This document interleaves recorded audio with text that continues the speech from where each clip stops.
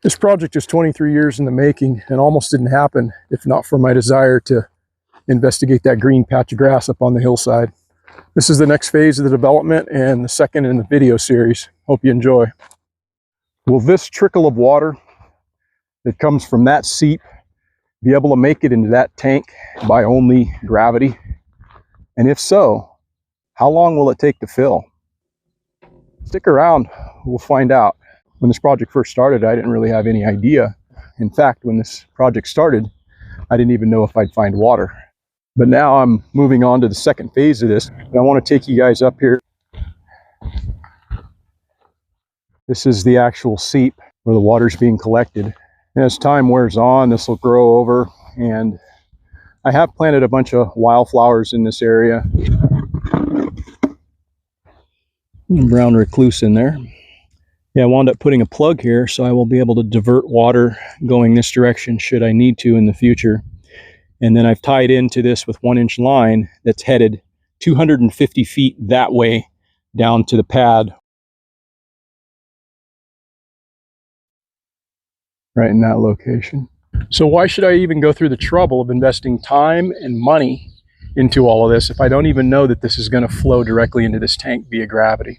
Yeah, I had done some preliminary measurements, and what I had determined is that I had about 7.5 feet of head from the ground level where I was going to set the tank to the water source itself.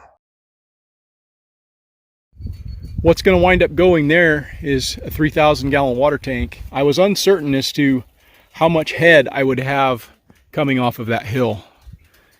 But I've cut this line right here to 8.5 feet tall. And what that means is that I'll be able to passively flow just with gravity into a 3,000 gallon water tank, which is going to sit right there. So let me turn this thing on.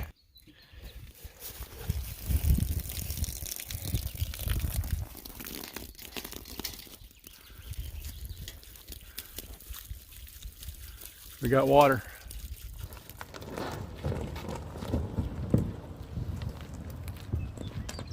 Yeah, the pad itself was not large enough. The tank that I had selected, which was a 3,000 gallon Snyder, was 102 inches in diameter, and I was a little bit shy on that and got some sack cement and brought the pad out so that it will fully accommodate the diameter of this.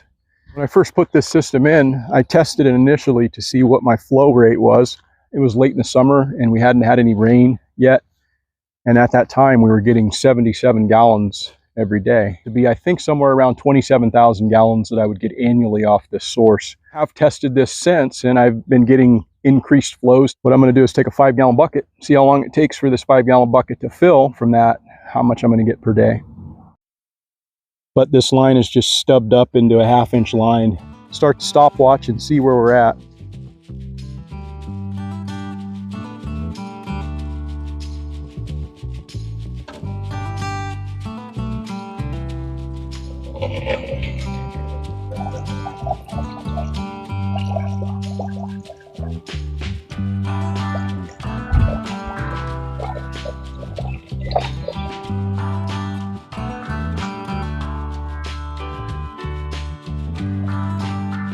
Okay, we're full at 23:30.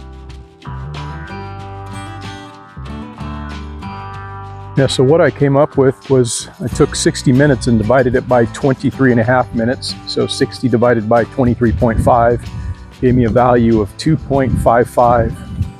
And I took 2.55 and times that by 5 gallons, which gave me 12.75 gallons per hour.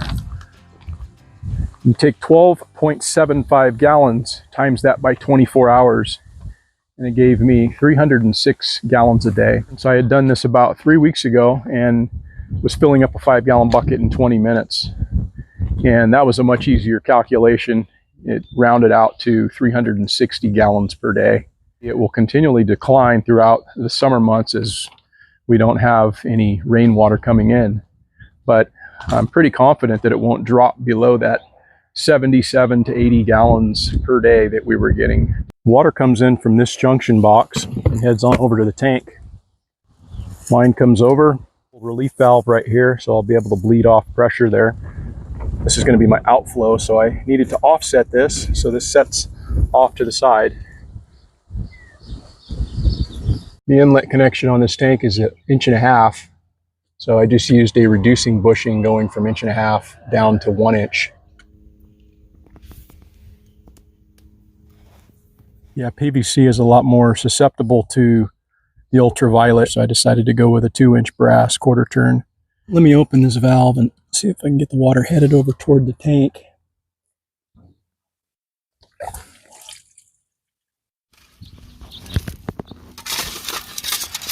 Go ahead and open it up.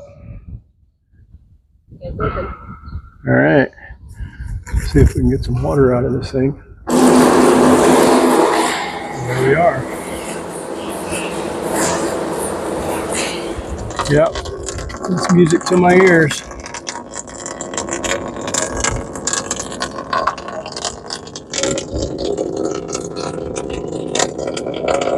I've decided to protect this PVC from solar exposure as well as freezing temperatures by just wrapping it in this insulating foam, and then I've secured it with electrical tape as well as 20 mil PVC pipe wrap.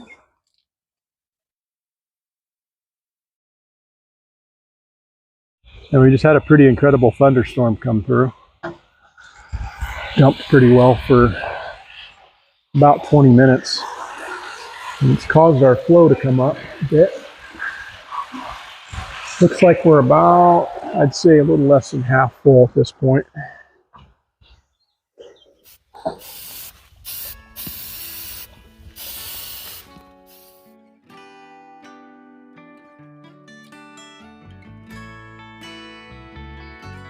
Hey, look at this. We are actually ahead of schedule. It is day 9, and this tank is full.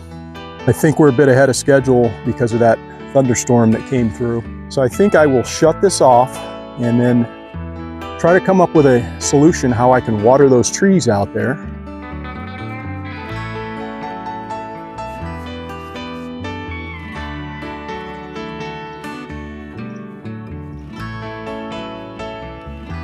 Until I figure out what to do for the next phase of this project, I've decided to go ahead and reduce this down and have it just gravity feed to over 120 trees that are on these 2 lines. So I came out of this with a 2-inch nipple. So I went from 2-inch down to 3/4 inch pipe thread, and then this adapter is pipe thread to hose thread. And then I've just got one of these turn dials that goes up to 2 hours.